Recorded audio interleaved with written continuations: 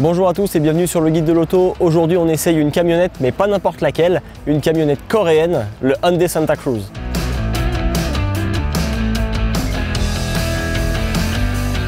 Alors le Santa Cruz, contrairement à d'autres véhicules, notamment américains qui sont bâtis sur des gros châssis en échelle, ici on est sur une plateforme monocoque, une plateforme d'ailleurs qui est partagée avec plusieurs véhicules de Hyundai et Kia, notamment le Sorento, le Tucson ou même le Santa Fe.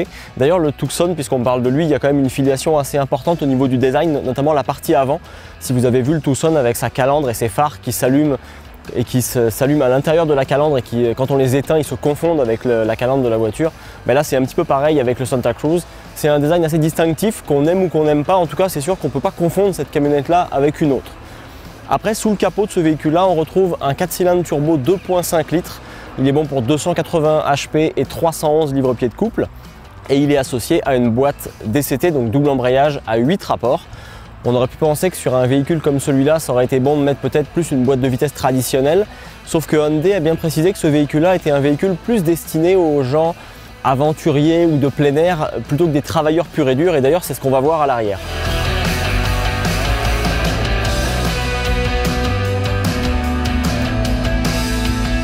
Dans la boîte du Santa Cruz, déjà on se rend compte que sa taille est assez restreinte par rapport à des camionnettes américaines, notamment où on peut avoir des caisses de 5-6 pieds. Ici, elle fait un petit peu plus de 4 pieds et on ne peut pas opter pour une caisse plus longue. Donc ça veut dire qu'on est assez limité en termes de volume et de longueur de chargement.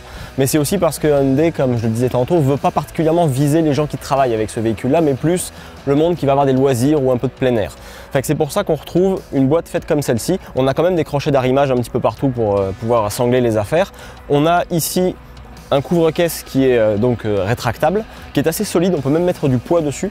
Et pour après le tirer, il suffit d'appuyer sur cette sangle-là pour le faire revenir vers soi. On a aussi une prise 115 volts qui se trouve sur le côté droit de la boîte, si on a besoin de brancher quelque chose pour... ça pourrait être une glacière ou n'importe quoi d'autre si on est en camping par exemple.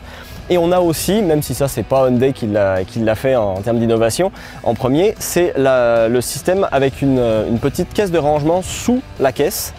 En fait, on soulève directement, on peut accéder à un rangement qui est étanche et verrouillable. Donc ça, c'est vrai que c'est quand même pratique. Si on a besoin, par exemple, de ranger des affaires, et on est en hiver, notamment au Québec, ça compte beaucoup. On a des intempéries, on ne veut pas que ce soit avec du calcium ou de la neige, on peut protéger ces affaires-là. Même si c'est pas très gros comme volume de chargement, ça permet quand même de stocker quelques petites choses. Après, on a aussi un système d'éclairage à DEL qui se trouve ici et ici. Donc en haut et sur les côtés gauche et droit, pareil pour mieux voir à l'intérieur. Donc globalement, c'est sûr que si vous avez des besoins relativement limités, ça va suffire. En revanche, si vous comptez utiliser un camion comme le Santa Cruz pour du travail, à moins d'avoir vraiment très peu d'affaires à transporter, ça ne semble pas être une très bonne idée.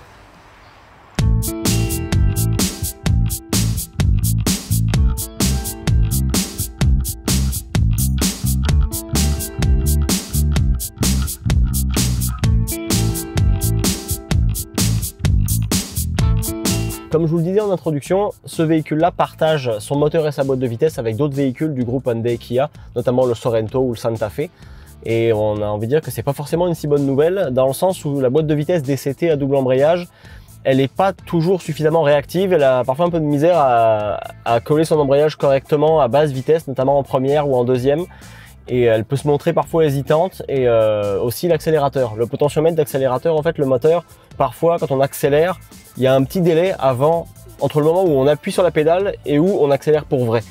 Et on avait déjà ressenti ça dans d'autres véhicules du groupe Hyundai Kia, et là malheureusement, là je suis à l'arrêt, puis quand je vais accélérer, voilà, il y a toujours ce petit délai qui est un peu agaçant quand même. J'ai aussi eu parfois un peu de lenteur quand on passe par exemple de drive jusqu'au reculon par exemple. Il peut se passer un petit peu de temps avant que le véhicule réagisse vraiment comme il faut. Et puis la dernière affaire, moi sur un plan très personnel, j'ai une entrée de garage qui est vraiment assez pentue. Et quand je mets sur drive et que je relâche le frein, la voiture recule un petit peu. Elle fait pas tout à fait ce qu'il faudrait. Et à tel point qu'une fois ou deux, j'ai remis les freins parce que je voulais pas frapper la porte en arrière.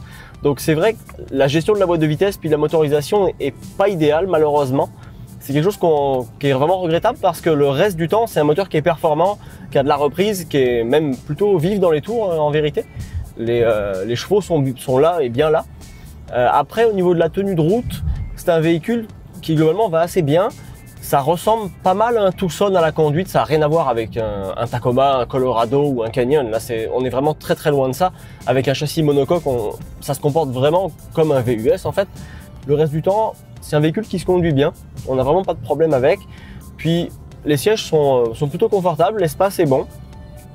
En plus, à l'arrière, on peut aussi relever la banquette arrière à la manière de beaucoup de camionnettes. C'est pas la première camionnette à faire ça. Mais disons que c'est quand même assez courant aujourd'hui. C'est pas une innovation d'Hyundai, mais c'est toujours pratique de pouvoir redresser comme ça l'assise pour pouvoir charger des choses à l'intérieur.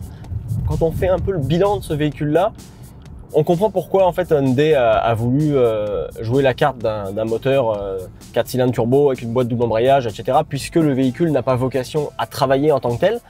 Mais malheureusement, on peut pas s'empêcher d'avoir des regrets en se disant finalement, oui, peut-être qu'un V6 puis une boîte traditionnelle, c'est peut-être entre guillemets plus travaillant, mais d'un autre côté, est-ce que ça aurait pas été plus intéressant d'avoir par exemple le V6 3.5 qu'on retrouve dans la Carnival, entre autres, parce que c'est quelque chose de plus, disons, de plus souple, de plus doux, et on n'a pas ces à-coups ou ces petits problèmes de boîte de vitesse dont on souffre malheureusement ici avec le Santa Cruz.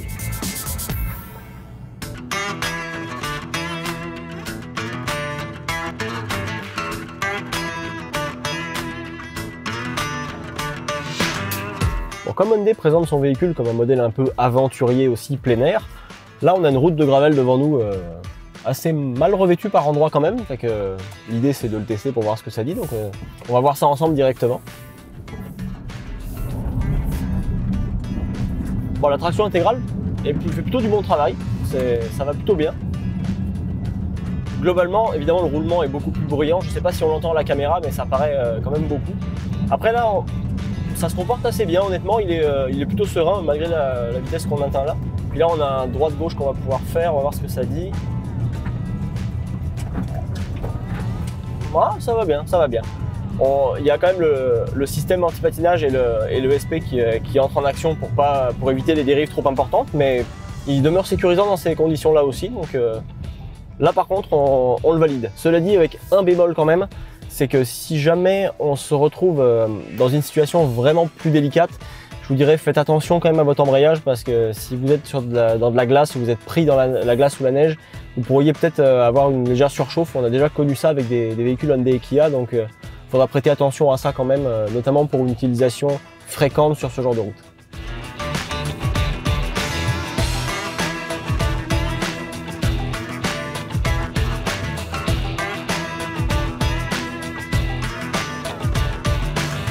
En conclusion, ce qu'on peut dire, c'est que c'est un véhicule qui est vraiment plaisant à conduire. On a quand même un certain intérêt pour ce type de véhicule, puis c'est vrai qu'en ce moment, les modèles aventuriers sont très à la mode.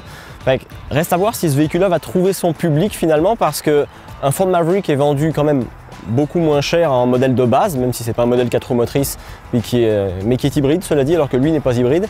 Mais quelque part, pour le prix d'un Santa Cruz vraiment haut de gamme, on peut aussi commencer à avoir des camionnettes, soit un Tacoma, soit un Colorado, qui est déjà quand même pas trop pire. Donc est-ce que ce véhicule-là va réussir à prendre des parts de marché à des gens qui sont déjà bien établis? C'est la question qu'on se pose, et on a bien hâte d'avoir cette réponse. Pour l'instant, c'est difficile d'être définitif en tout cas.